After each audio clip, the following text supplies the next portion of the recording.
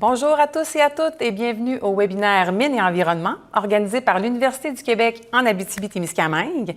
Mon nom est Marie-Ève Lacombe, je suis conseillère en communication au service des communications et du recrutement et j'ai le plaisir d'animer les webinaires. Alors, pour ceux et celles qui sont avec nous pour la première fois, ces conférences servent à partager les résultats des travaux de recherche réalisés par les membres de l'Institut de recherche en mines et environnement de l'UQAT, pour qui présenter les dernières avancées dans ce domaine est très important. Alors, les conférences sont offertes par les professeurs de l'Institut. Je vous rappelle quelques points d'information avant de débuter. Donc, la présentation sera d'une durée d'environ 40 minutes, suivie par une période de questions de 15 minutes.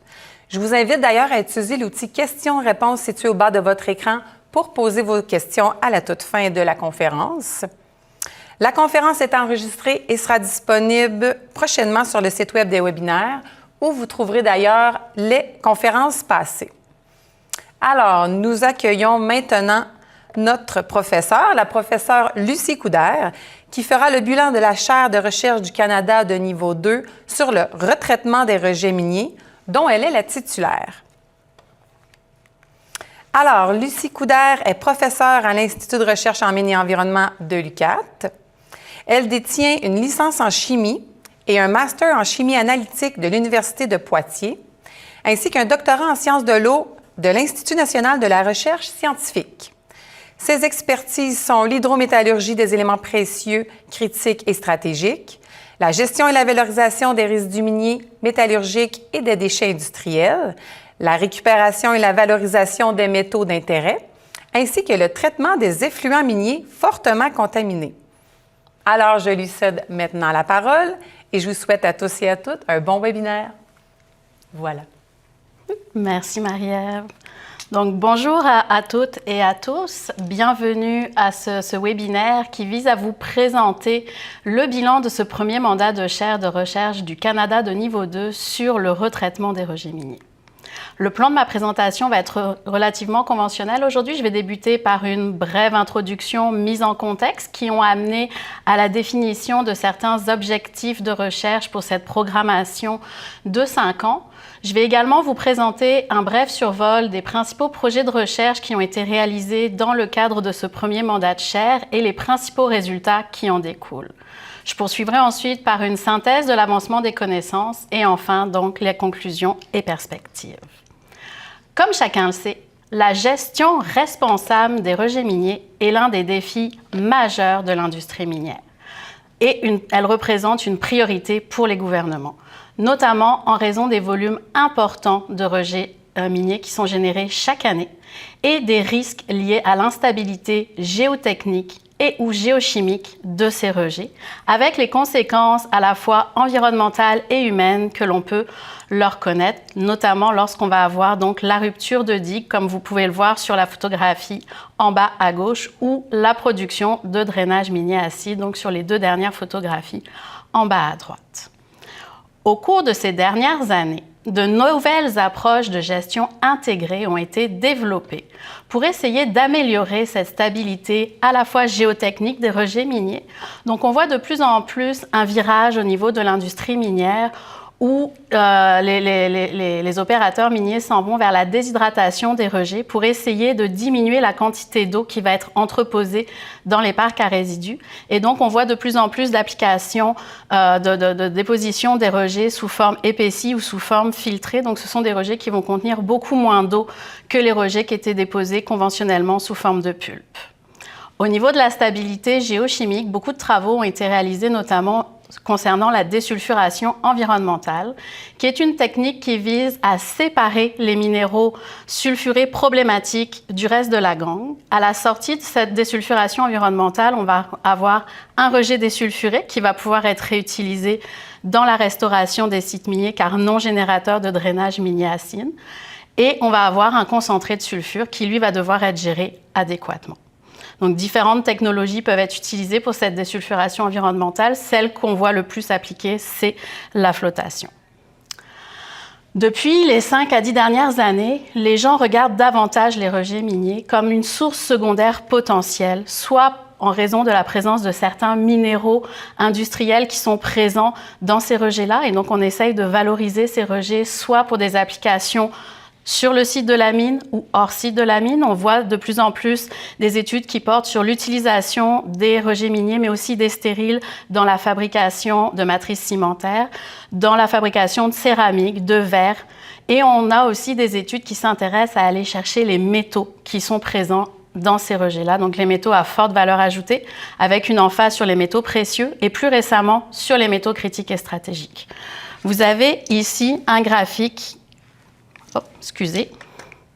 Donc, vous avez un graphique sur la gauche qui vous présente en fait les quantités de minéraux critiques et stratégiques qui ont été rejetés par différentes compagnies minières en 2018. C'est des données qui proviennent de l'Institut national des rejets polluants et qui nous indiquent donc que des quantités importantes de MCS sont envoyées via les rejets miniers, donc les résidus de concentrateurs ou les stériles, dans les parcs à résidus. Ce sont des valeurs qui pourraient potentiellement être récupérées. Donc, les gens regardent de plus en plus à développer des procédés de retraitement de ces rejets pour aller en extraire ces valeurs qui sont présentes, avec, bien sûr, certains défis. Donc, c'est dans ce cadre que s'intègre ce projet de recherche, cette programmation de recherche de la chaire de recherche du Canada de niveau 2 sur le retraitement des rejets miniers, avec comme objectif principal de développer des stratégies de retraitement de ces rejets miniers pour réduire la quantité de rejets problématiques qui vont être à gérer sur les sites miniers.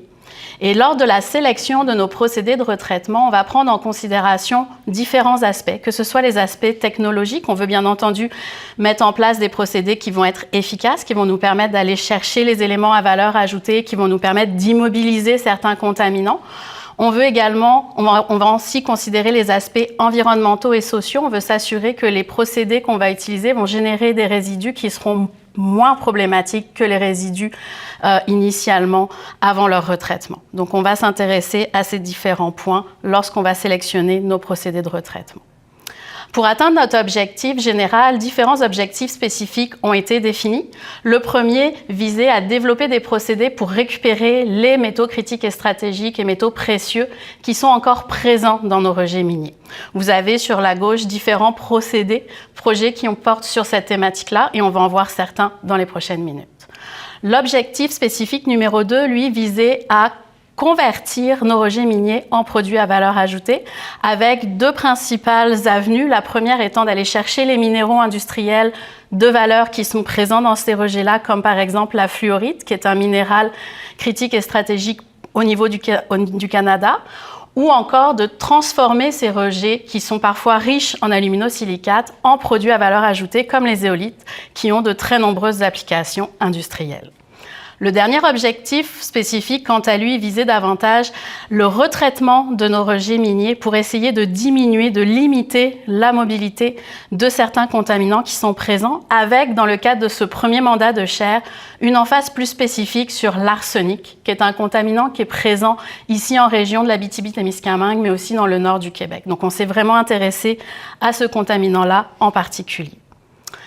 Donc, maintenant que je vous ai présenté nos objectifs, quels sont les principaux projets qui ont été réalisés et les résultats qui en découlent? La première, avant de réaliser ces travaux de recherche, il faut dans un premier temps regarder qu'est-ce qui a été fait auparavant pour éviter de refaire ce qui a déjà été réalisé. Donc, on a vu que dans la littérature, plusieurs équipes de recherche se sont déjà intéressées au retraitement des rejets miniers pour aller chercher certains MCS tels que le cobalt, le nickel, le cuivre à partir de rejets, mais souvent ce sont des rejets qui sont très riches en sulfure, donc ils peuvent utiliser la biolixiviation ou encore la lixiviation chimique. Puis ces études-là nous ont montré que les performances sont souvent très limitées au site à l'étude, puis qu'on va générer un lixivia qui va être relativement dilué, ce qui emmène des défis au niveau de la récupération sélective par la suite de nos éléments. Au niveau de la désulfuration environnementale, c'est une technologie qui est très mature. On a de très, très bonnes connaissances qui ont été développées, notamment par des chercheurs de l'IRM, pour comment est-ce qu'on peut séparer les minéraux sulfureux problématiques du reste des résidus. De nombreuses études portent également sur la valorisation des rejets désulfurés, mais on a un peu moins d'informations concernant la gestion ou la valorisation de ces concentrés de sulfure.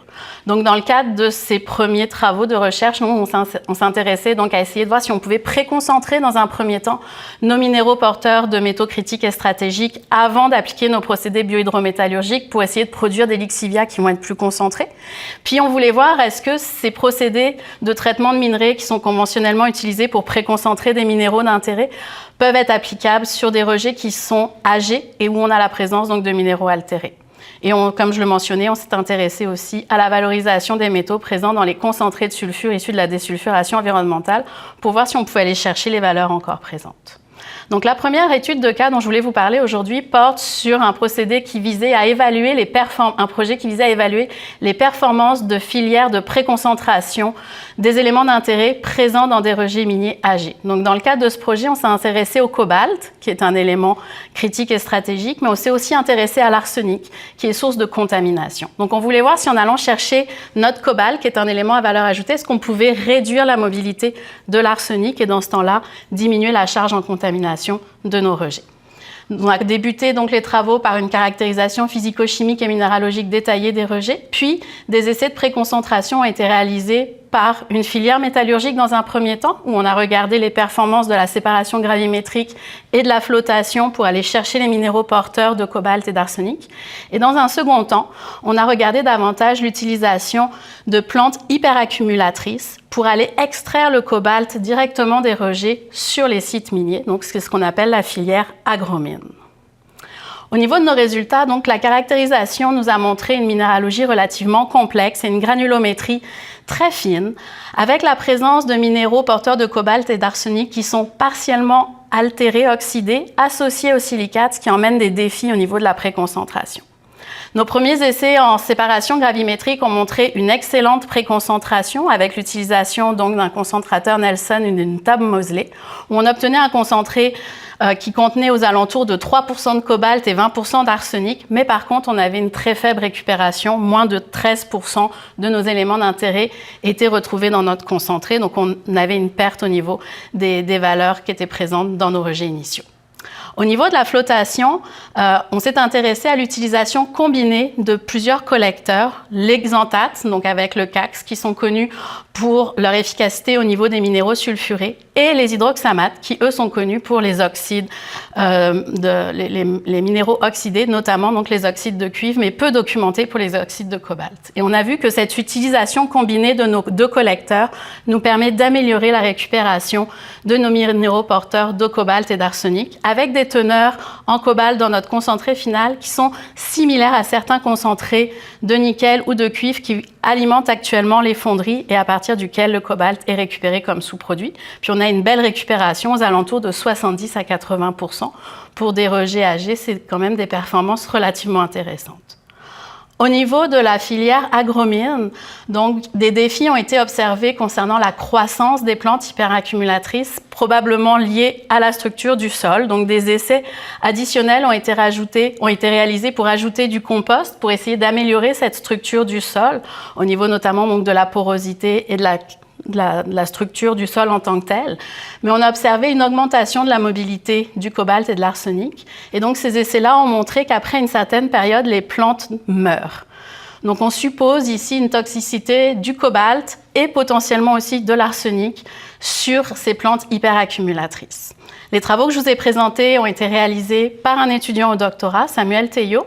Il y a un chercheur postdoctoral, Marwan Jouini, qui a été impliqué au démarrage de ces essais-là, où notamment on essayait de récupérer directement le cobalt à partir des résidus et on obtenait des lixiviats qui étaient relativement dilués, ainsi que certains stagiaires.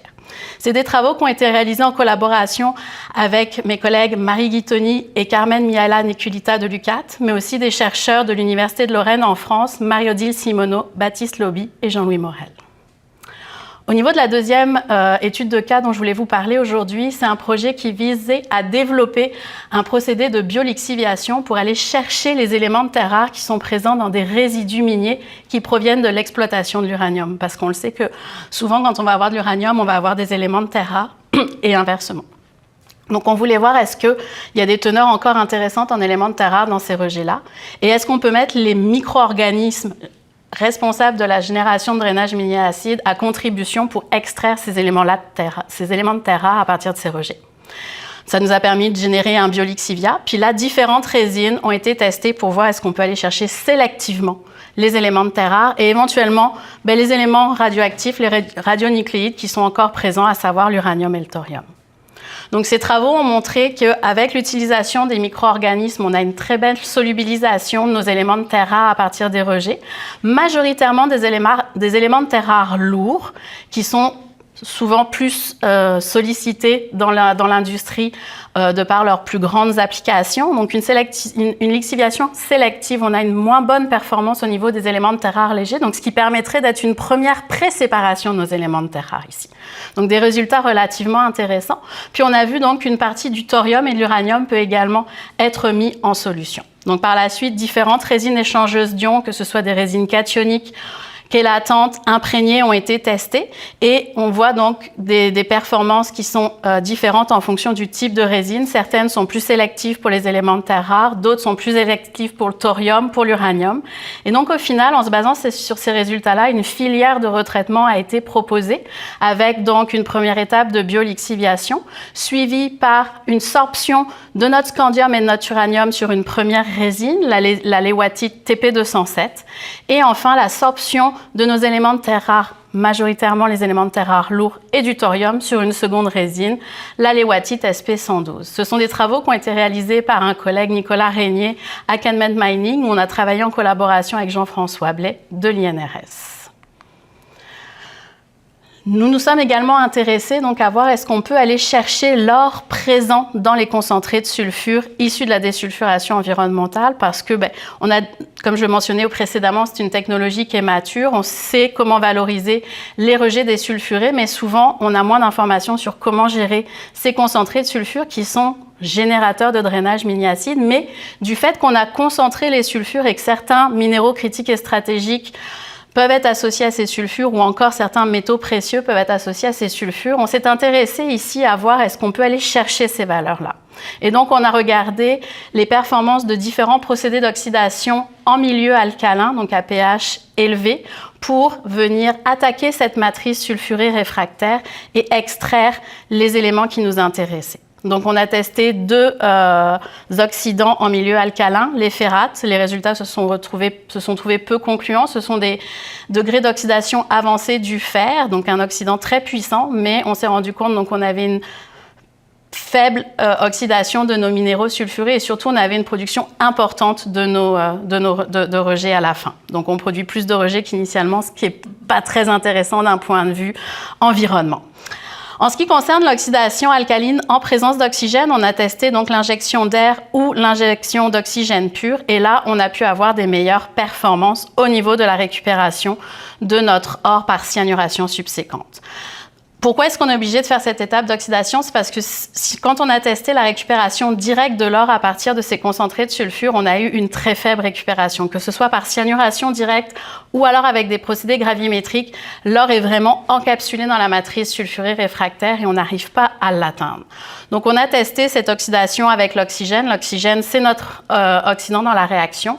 Puis, ce qu'on a pu voir, c'est qu'il y a différents facteurs qui vont impacter l'efficacité de cette oxydation, que ce soit la température qui peut améliorer l'oxydation de cette matrice sulfurée et surtout la quantité d'oxygène qu'on va donner à notre système. Puis ce qu'on a pu voir donc, sur la figure que vous avez en bas à droite, c'est que quand on va améliorer l'oxydation de nos sulfures, on améliore la récupération de l'or par notre étape de cyanuration qui suit cette étape d'oxydation. Il nous reste à voir est-ce que cette tendance se poursuit. Si on oxyde encore plus nos sulfures, est-ce qu'on va encore plus améliorer la récupération de notre or? C'est des travaux qui ont été réalisés par 2 stagiaires et on a une chercheure postdoctorale qui va poursuivre donc, cette étude-là. Des travaux qu'on a fait en collaboration avec Isabelle Demers, qui travaille ici à l'UQAT à l'IRM, et Nassima Kemash, qui travaille pour Coalia. Au niveau de la conversion des rejets miniers en produits à valeur ajoutée, il y a beaucoup de travaux qui avaient été réalisés, notamment sur les stériles, pour essayer d'utiliser des procédés de traitement de minerais conventionnels qu'on connaît bien, pour voir est-ce qu'on peut aller chercher certains minéraux d'intérêt qui sont présents donc, dans ces rejets-là. Et encore une fois, des performances qui sont spécifiques aussi à l'étude.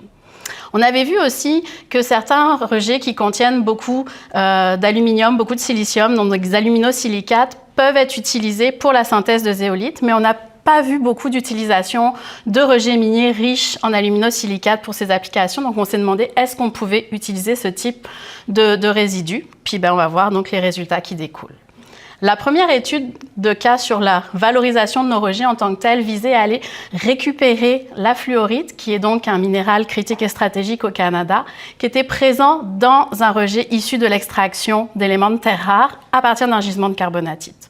Donc, on a testé différents procédés de traitement de minerais, donc notamment la séparation magnétique et la flottation. Entre les deux, on a rajouté une étape de lixiviation en milieu chlorhydrique pour venir attaquer les carbonates auxquels cette fluorite était associée, pour voir est-ce qu'on peut donc récupérer sélectivement cette fluorite-là et lui donner une valeur. Donc, diminuer la quantité de rejets parce qu'on va sortir une partie de fluorite de ces rejets-là. Donc, nos résultats ont montré qu'initialement, notre rejet contient 16% de fluorite, il contient beaucoup de carbonate, majoritairement sous forme de dolomite. Et donc, avec l'étape de séparation magnétique, on est en mesure d'aller chercher une très grande proportion de cette fluorite dans notre fraction non magnétique. Et on produit une fraction magnétique qui, elle, contient des éléments de terres rares. Donc, cette fraction magnétique peut être retournée dans le procédé d'extraction des terres rares. Donc, ça permet à la compagnie de récupérer une partie des éléments qui lui échappaient jusqu'à maintenant. Les essais de lixiviation nous ont montré qu'on peut éliminer une partie des carbonates sous forme de CO2. Donc, dans ce temps-là, on améliore encore plus la pureté de notre concentré de fluorite. Et la dernière étape de flottation, elle, a permis d'aller chercher plus sélectivement notre fluorite et on a pu atteindre donc un concentré qui a une valeur commerciale qui atteint plus de 90% de fluorite en termes de pureté. Une étude technico-économique très préliminaire a été réalisée et a permis de montrer donc que c'était économique d'aller chercher cette fluorite-là dans ce concentré de résidus. C'est des travaux qui ont été réalisés par une étudiante au doctorat, Chao Nguyen, en collaboration avec 2 collègues de l'INRS. Au niveau de la conversion de nos rejets miniers riches en aluminosilicates en zéolite, donc on a essayé de développer ici un procédé hydrothermal qui pourrait transformer ces résidus-là en zéolite. Donc, vous avez sur la figure les différentes étapes qui ont été suivies pour ce procédé hydrothermal et donc qui visait à convertir notre résidu sans aucune valeur en une zéolite commerciale qui pourrait être appliquée dans différents types d'applications pour différentes industries. Donc, ce qu'on a pu voir, c'est que contrairement à certains résidus riches en aluminium et en silicium, on n'avait pas besoin de pré-traitement, ni de fusion alcaline, ni même d'ajustement du ratio silicium-aluminium pour pouvoir synthétiser des zéolites de façon efficace. Puis, les paramètres opératoires des différentes étapes ont été optimisés. Puis, à la fin du procédé, l'étudiante a été en mesure donc de récupérer de transformer 94% des résidus en zéolite, avec des propriétés, comme vous pouvez le voir dans le tableau, qui sont similaires à une zéolite commerciale, surtout en ce qui concerne la capacité de sorption. On a quand même amélioré de façon très importante la capacité de sorption de nos matériaux. Il y a d'ailleurs des tests additionnels qui ont été faits pour voir la capacité de les utiliser pour le traitement, l'enlèvement de différents contaminants dans les eaux. C'est un procédé qui lui aussi donc s'avère rentable avec un coût de production similaire à ce qu'on retrouve pour la production de zéolite à l'échelle industrielle. Des travaux réalisés par une étudiante, Fatima Ebsen, à l'INRS en collaboration avec 2 collègues de l'INRS. La dernière filière de traitement dont je voulais vous parler aujourd'hui, c'était le développement de procédés pour essayer de limiter la mobilité des contaminants. On a vu que beaucoup de travaux avaient été faits pour essayer d'améliorer la stabilité géotechnique et aussi la stabilité géochimique. Mais au niveau de la désulfuration environnementale, parfois on peut se retrouver avec des rejets qui vont être générateurs de drainage neutre contaminé. Et l'arsenic est parfois un de ces éléments qui va se retrouver dans le drainage neutre contaminé. Plusieurs études ont porté sur évaluer la possibilité de passiver les minéraux sulfurés en utilisant soit des agents organiques, soit des agents organométalliques pour venir créer une couche de passivation à la surface de nos minéraux sulfurés. La majorité des études qu'on a trouvées portent sur la pyrite, un petit peu sur l'arsénopyrite. Mais on a moins d'informations donc sur l'utilisation de cette passivation-là, sur des rejets qui vont être un peu moins riches en sulfure, puis où il va y avoir la présence à la fois de minéraux sulfurés, mais aussi de sulfosels qui sont réactifs et qui peuvent entraîner la libération d'arsenic. Au niveau de la biosémentation, c'est une technologie qui a été très étudiée en génie civil pour essayer d'améliorer la stabilité des sols et qui vise, via l'utilisation de micro-organismes, à créer comme une croûte de protection composée majoritairement de calcite, donc du carbonate de calcium, ce qui permet donc d'améliorer, comme je le mentionnais, la stabilité des sols. Puis on l'a aussi utilisé pour la décontamination de sols ou pour le traitement d'eau usée. Mais on trouve moins d'applications au niveau des rejets miniers, puis voir son efficacité pour diminuer la mobilité de certains contaminants. Donc, dans le cadre de ce dernier projet que je voulais vous présenter aujourd'hui, on compare les performances de différentes filières de retraitement des rejets miniers pour limiter la mobilité de l'arsenic qui est présent dans des résidus filtrés. On s'est intéressé dans un premier temps à comprendre cette mobilité de l'arsenic, d'où est-ce qu'elle vient? Est-ce qu'elle vient de la lolingite, de l'arsénopyrite, qui sont les deux minéraux porteurs d'arsenic qui ont été identifiés? Est-ce que la présence de salinité peut augmenter cette mobilité? Donc, on n'a pas observé d'influence de la salinité. On a vu toutefois que plus les particules sont fines, plus la mobilité de l'arsenic va augmenter. Puis, la caractérisation minéralogique nous a montré que la majorité des minéraux porteurs d'arsenic sont très bien libérés et très fins. Donc, ça vient en corrélation avec l'effet de la taille des particules sur la mobilité de l'arsenic. Et par la suite, donc, des essais de retraitement ont été réalisés en utilisant différentes approches. Vous avez ici l'équation d'oxydation de l'alpyrite et de l'arsénopyrite qui génère du drainage neutre contaminé en arsenic. Donc, le premier procédé qui était visé regardait à séparer les minéraux porteurs d'arsenic, la lolingite et l'arsénopyrite, en utilisant donc la séparation gravimétrique via un concentrateur Nelson.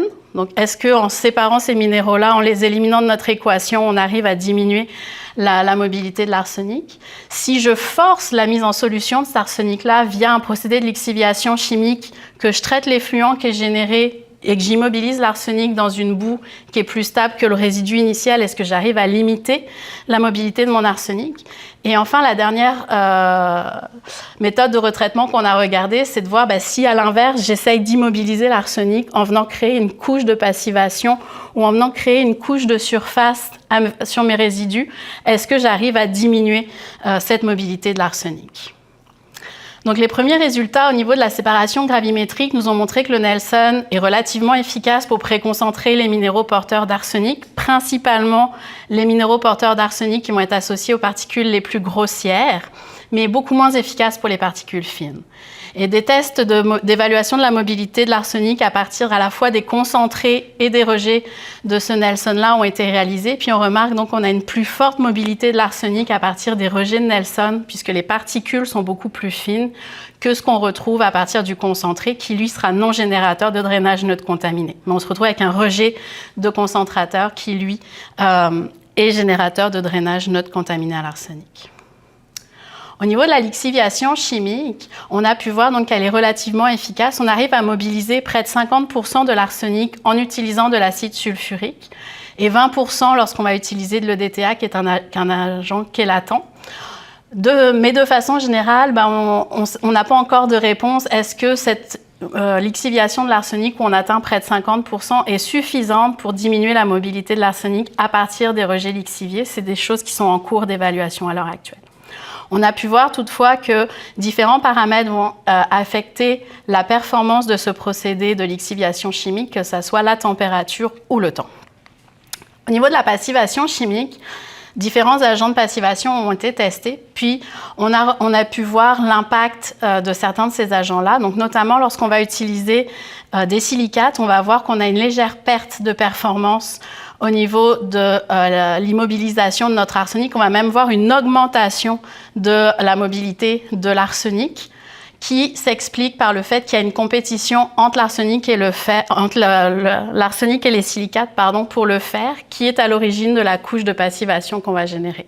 Donc, cette compétition-là entraîne une augmentation de la mobilité de notre arsenic. Par contre, lorsqu'on va rajouter du fer, que ce soit en présence de nos silicates ou en présence de catéchol, qui est une molécule organique, on va avoir une meilleure immobilisation de l'arsenic et on arrive à immobiliser entre 50 et 100% de notre arsenic, dépendamment de la concentration de l'agent passivant qu'on vient rajouter. Donc, des performances qui sont très intéressantes. Au niveau de la biosémentation, c'est la première fois qu'on réalisait ce type d'essai dans notre laboratoire. On a regardé différentes approches, l'utilisation de bactéries commerciales, mais aussi l'utilisation des bactéries qui sont initialement présentes dans les résidus via la biostimulation. Et donc, on a mis en contact ces micro-organismes avec les résidus. On a rajouté les bonnes conditions pour favoriser la production de notre couche de carbonate de calcium via l'ajout de chlorure de calcium et d'urée. Les micro-organismes vont transformer l'urée et vont favoriser donc la production de carbonate de calcium à la surface de nos résidus. Et vous pouvez voir donc sur les photographies en haut à droite les différents bioséments qui ont été obtenus. On a une image même qui nous montre aussi la formation autour de nos particules de cette calcite qui vient enrober en quelque sorte nos minéraux.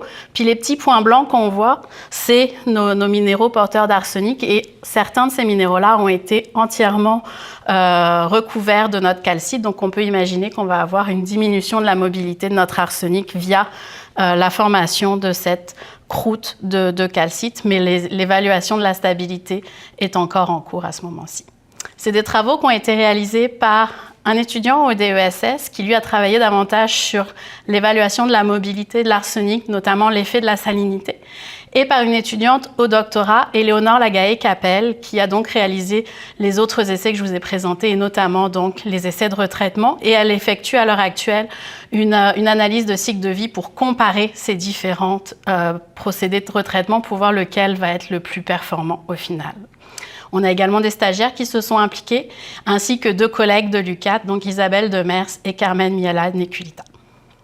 Donc, au niveau de l'avancement des connaissances, on peut voir que dans le cadre de ce premier mandat de chaire, différentes approches de retraitement des résidus miniers ont été étudiées, que ce soit la séparation gravimétrique, la flottation, l'utilisation de plantes hyperaccumulatrices, la lixiviation chimique, biologique, la passivation, la biosémentation. Ce qu'on a pu voir, c'est que la lixiviation, de façon générale, est efficace pour aller chercher les minéraux critiques et stratégiques, que ce soit par une approche biologique ou pour une approche chimique. Mais la minéralogie va jouer un rôle important dans les performances de cette technologie-là. Puis on se retrouve souvent avec des lixivia qui sont dilués et qui vont nécessiter donc des étapes de préconcentration. On a pu voir que quand on essaye de faire cette préconcentration en amont de l'étape de mise en solution, on a certains défis qu'il faut relever, notamment lorsque les résidus sont âgés et qu'ils sont partiellement oxydés. Et souvent, on va avoir besoin de combiner plusieurs procédés ou plusieurs réactifs dans le cas de la flottation pour améliorer nos performances. Nos résultats ont permis aussi de voir qu'on peut, dans certains cas, convertir des rejets miniers en matériaux à valeur ajoutée. Donc, on peut essayer de diminuer la quantité de rejets qu'on va avoir à gérer sur site en allant chercher certains minéraux à valeur ajoutée ou en essayant de transformer une partie de ces minéraux-là pour donner des meilleures propriétés aux rejets en tant que tels. La passivation inorganique et même organométallique ont montré qu'on pouvait diminuer la mobilité de l'arsenic. On a atteint plus de 90% de diminution de cette mobilité-là. Et dans certains cas, on s'est rendu jusqu'à un effluent qui n'est plus un drainage neutre contaminé en arsenic. Donc, on a pu atteindre les critères réglementaires. La biosémentation, quant à elle, s'avère être une technologie prometteuse puisqu'elle nous permet de créer une croûte à la surface des résidus qui est majoritairement composée de carbonate de calcium. Étonnamment, la biostimulation, donc l'utilisation de micro-organismes natifs, s'est avérée plus efficace que l'utilisation de souches commerciales. On a vu par contre une légère perte d'efficacité lors de la diminution de la température, mais on avait quand même une certaine biosémentation qui se faisait. Donc ces résultats-là nous encouragent et mettent en évidence la nécessité de poursuivre ces efforts-là et les réflexions pour intégrer davantage cette gestion intégrée et la valorisation des résidus au sein de l'industrie minière.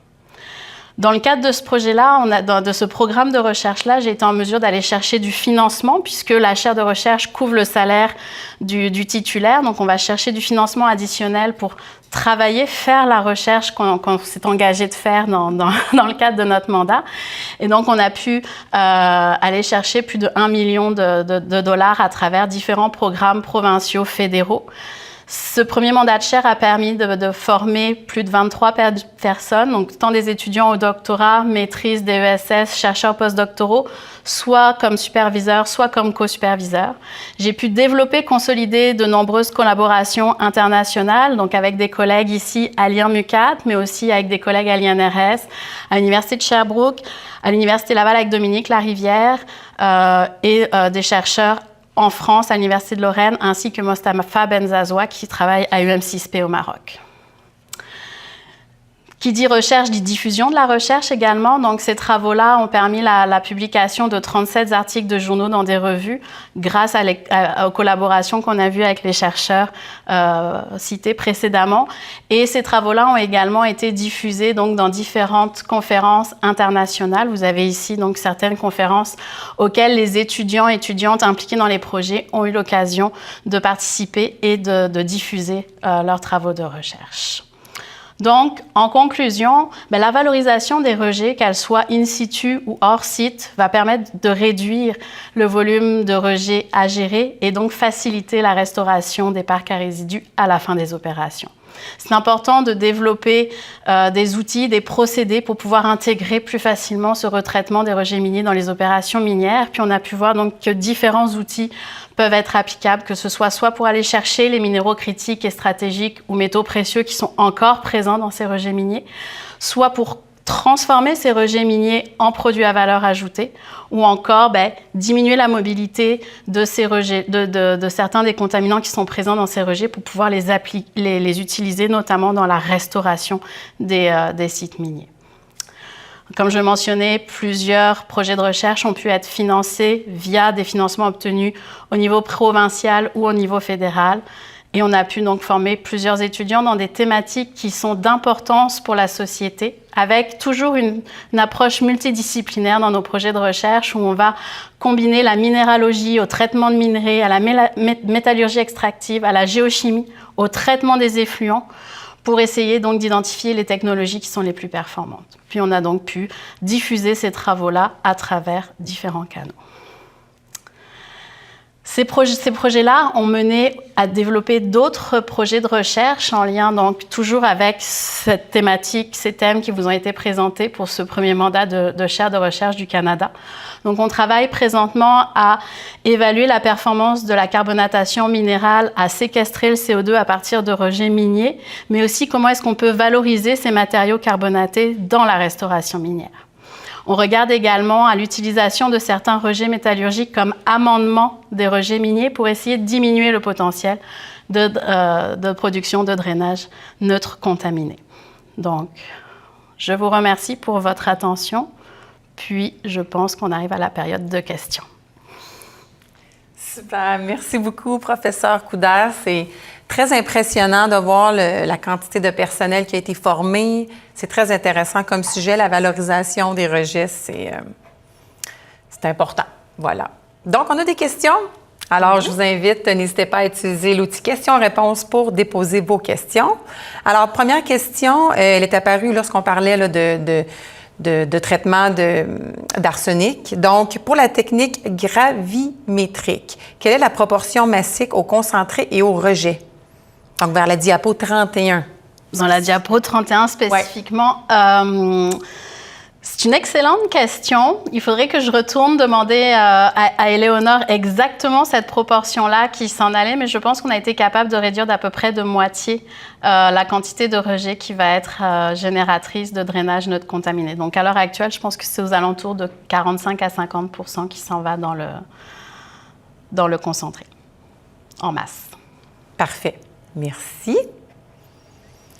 Maintenant, quels sont les minéraux critiques et stratégiques visés par le développement de procédés biohydrométallurgiques? Il y a beaucoup de minéraux critiques et stratégiques qui sont regardés via la biohydrométallurgie. Anciennement, c'était beaucoup le cuivre. On a beaucoup d'applications à l'échelle industrielle qui vont chercher le cuivre souvent dans des minerais à faible valeur, un petit peu aussi à partir de rejets miniers. On voit des applications pour le nickel. Il y a beaucoup d'études qui ont été faites, notamment à Sudbury, pour aller chercher le nickel à partir de rejets miniers. Le cobalt commence à être regardé, notamment parce qu'il est souvent associé au cuivre et au nickel. Donc, on s'intéresse un petit peu au cobalt. Il y a des études qu'on portait aussi sur les éléments de terre rares. Donc, il y a quand même une certaine panoplie de MCS qui peuvent être extraits par biolixiviation. Ça va dépendre de la composition minéralogique des matériaux. Super. Merci beaucoup. Maintenant, une question très intéressante. Quelles sont les perspectives futures de recherche envisagées pour poursuivre ces travaux? Donc, vous l'avez un petit peu abordé à la fin, que les thèmes de recherche de la chaire vont être abordés dans d'autres travaux. Est-ce qu'il y a d'autres perspectives également? Ben, on aimerait ça, dans un premier temps, poursuivre les travaux sur la passivation parce qu'on a pu voir que c'était efficace pour l'arsenic présent donc, dans la lolingite et l'arsénopyrite. Est-ce qu'on peut l'appliquer à d'autres éléments, à d'autres minéraux sulfureux qui peuvent être problématiques? La biosémentation, c'est quelque chose aussi qui nous intrigue beaucoup puis qu'on aimerait Est-ce que c'était la première fois que c'était testé ici? Ben, oui. Dans notre équipe, il y a des chercheurs avec de Polytechnique, puisque l'UQAT, l'IRM travaille beaucoup avec Polytechnique, qui avaient commencé à utiliser la biosémentation, mais plus pour des applications de génie civil, justement.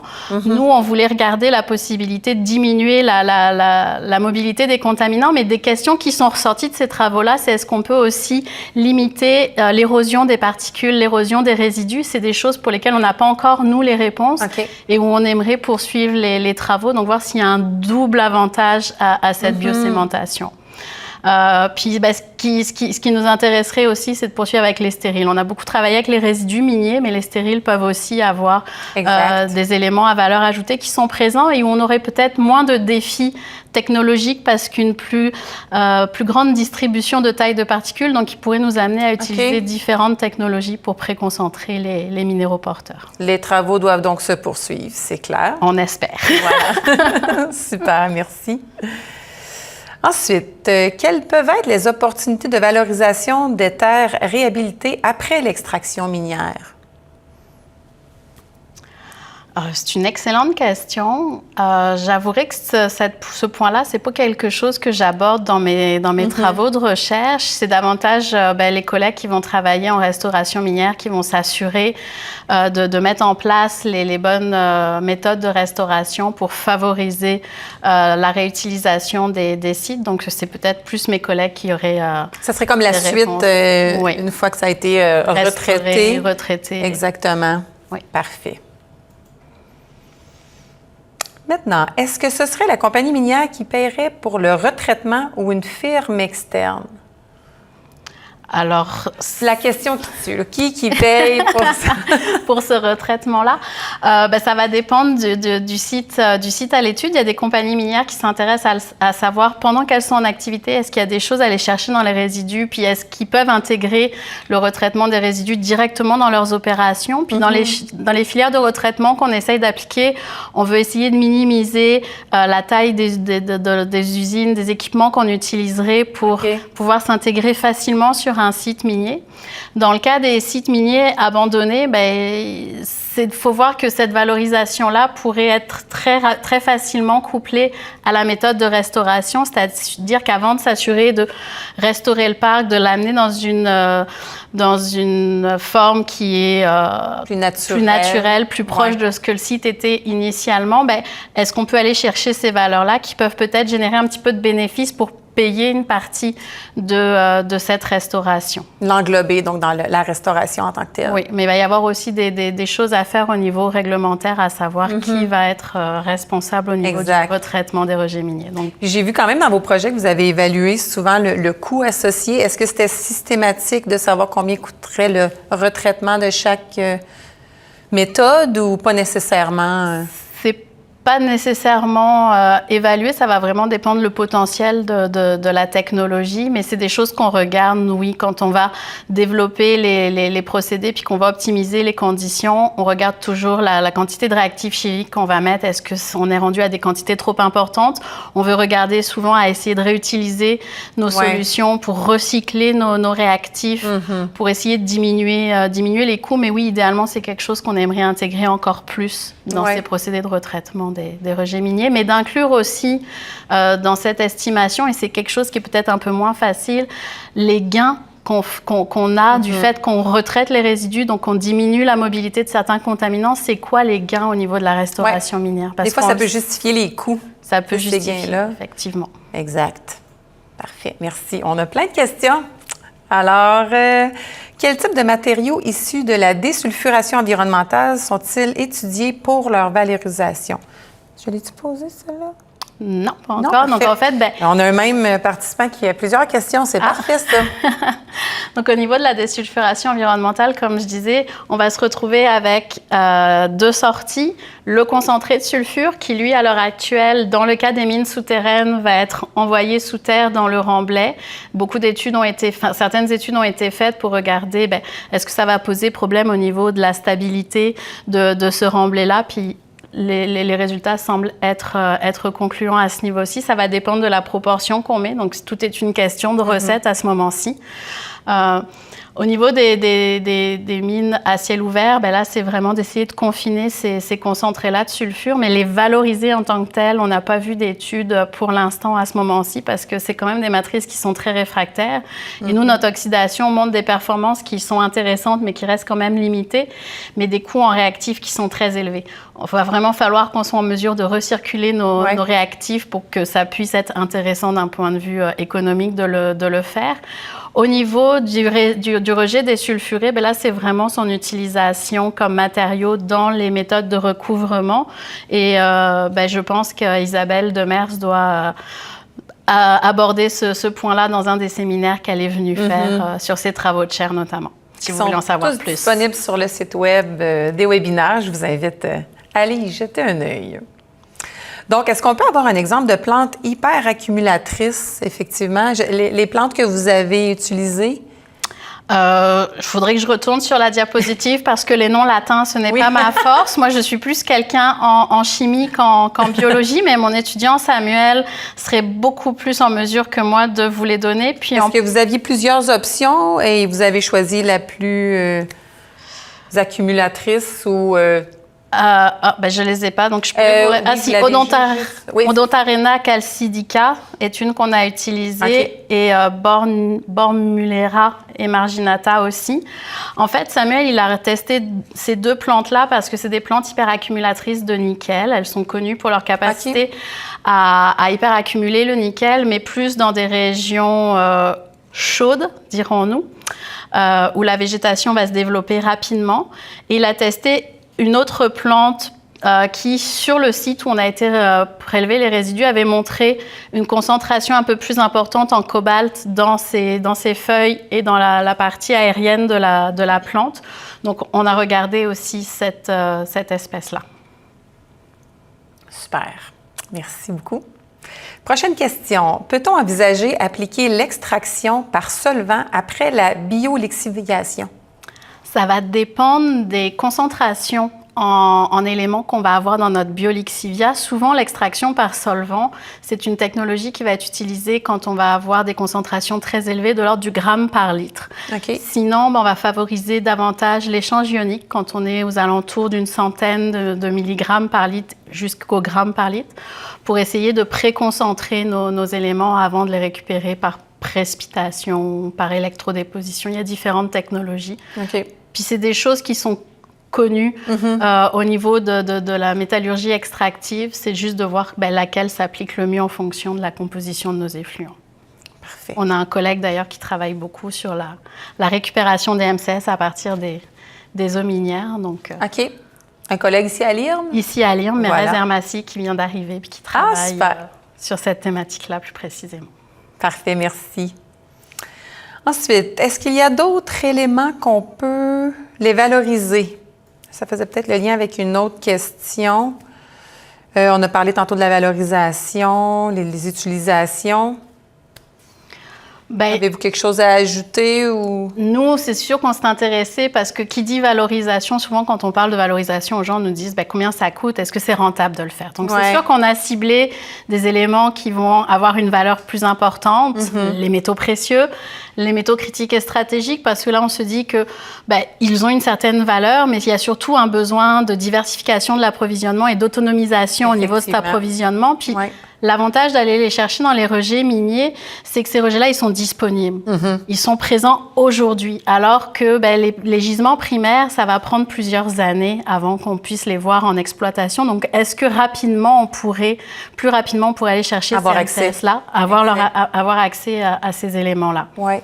Après, il y a les possibilités, ça va vraiment dépendre de la composition des rejets, puis c'est là que ça prend des équipes multidisciplinaires, parce qu'on ne peut pas tout savoir sur tous les éléments qui sont à valoriser et comment, mais je pense qu'il y a un potentiel important au niveau de la valorisation des rejets. Parfait. Maintenant, quels sont les principaux défis géotechniques et géochimiques liés à la gestion des rejets miniers que la chaire de recherche cherche à résoudre? Alors, nous, dans le cadre de cette chaire-là, on s'est intéressé vraiment à la valorisation des rejets miniers. On ne s'est pas attaqué aux problématiques d'instabilité géotechnique parce que je ne suis pas du tout géotechnicienne. C'est des compétences que d'autres collègues de l'IRM ont. Donc, on va les laisser travailler sur ces thématiques-là. Au niveau géochimique, nous, on s'est intéressé vraiment avec les procédés de passivation et de biosémentation à voir si on pouvait diminuer la mobilité. Mais on a travaillé j'ai travaillé avec Isabelle notamment, qui est plus habituée que moi au niveau du comportement géochimique des résidus, puis avec Carmen. Donc, c'est plus cette approche-là qu'on a eue, nous, en visant spécifiquement l'arsenic comme élément. Exact. Parfait, merci beaucoup. Prochaine question. Dans le cadre des études sur les rejets miniers, la modélisation spatiale des microfractures sur des échantillons portatifs ou microscopiques de roches dures de la région de l'Abitibi présente-t-elle une importance particulière?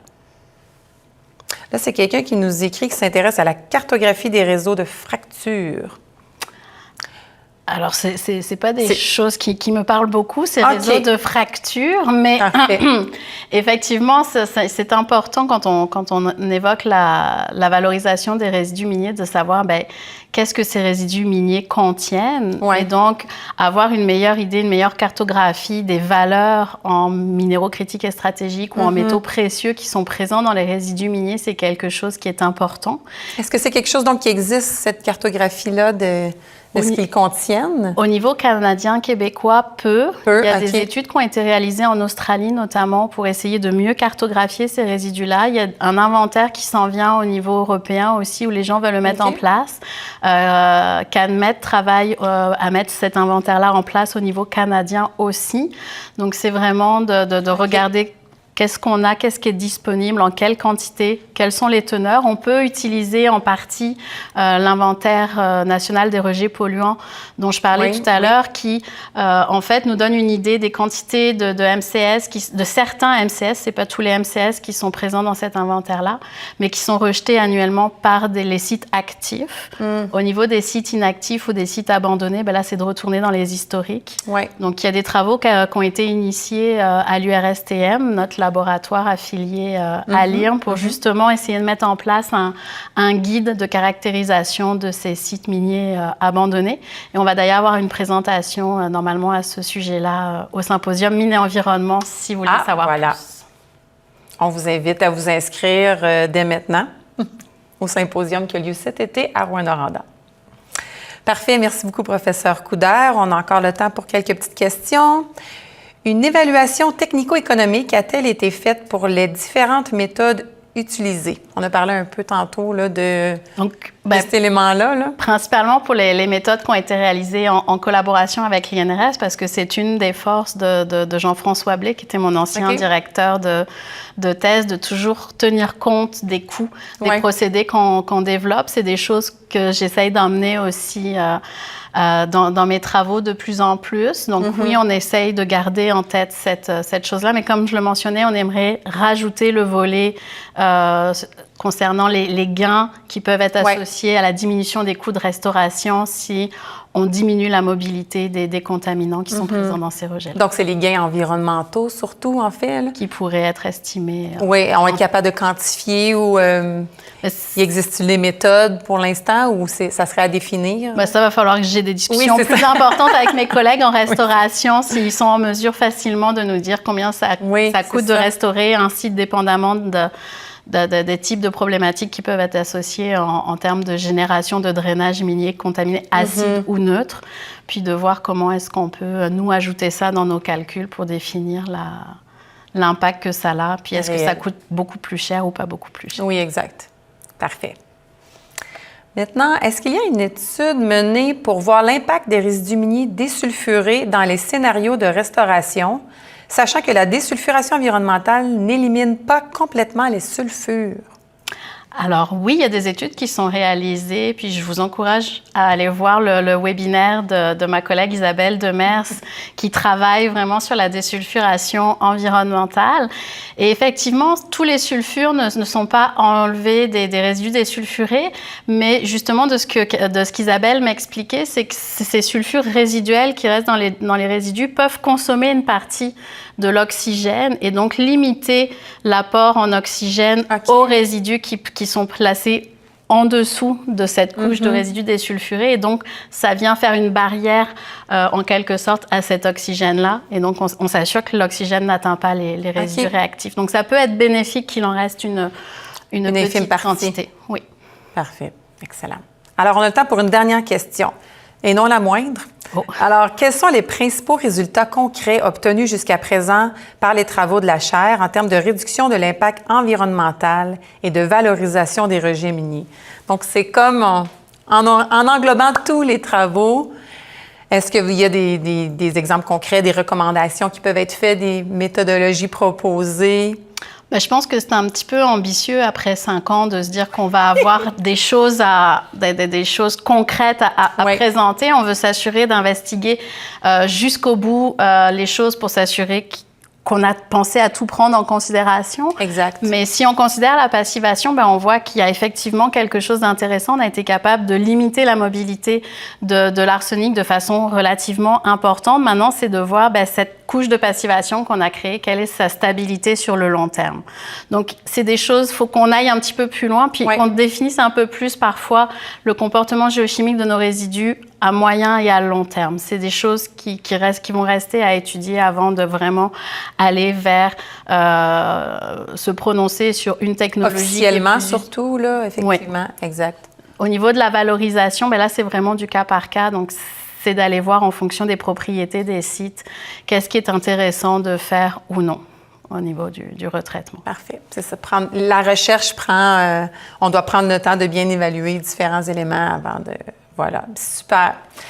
Bien, c'est merveilleux. C'est ainsi que se termine la période de questions. Donc, si vous avez des questions supplémentaires, vous pouvez les faire parvenir par courriel à l'adresse qui s'affiche à l'écran. Un suivi sera fait dans les meilleurs délais. Donc, l'enregistrement sera également envoyé à l'ensemble des personnes inscrites à ce webinaire et rendu disponible sur notre site Web. Une attestation de présence peut également vous être transmise sur demande.